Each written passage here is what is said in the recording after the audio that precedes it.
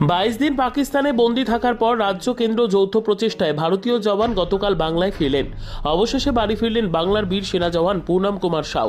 হুগলির রিশনার বাড়ি থেকে পুনম সাউয়ের বৃদ্ধ বাবাকে সঙ্গে নিয়ে তাকে ঘরে ফিরিয়ে আনতে গিয়েছেন স্থানীয় তৃণমূল পুরপ্রধান সহ অন্যরা।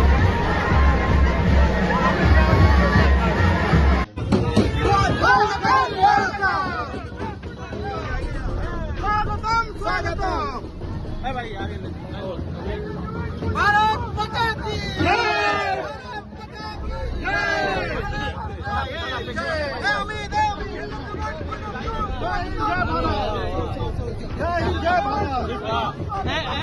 लड़का लोग देख लो, ये करेगा वो लोग, वो लोग देगा। स्वागतम स्वागतम स्वागतम स्वागतम।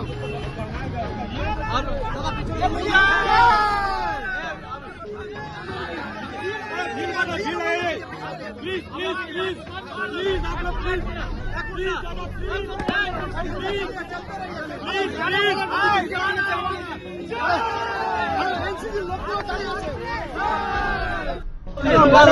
कैसे लग रहा है?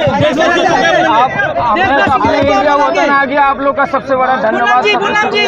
पूनम जी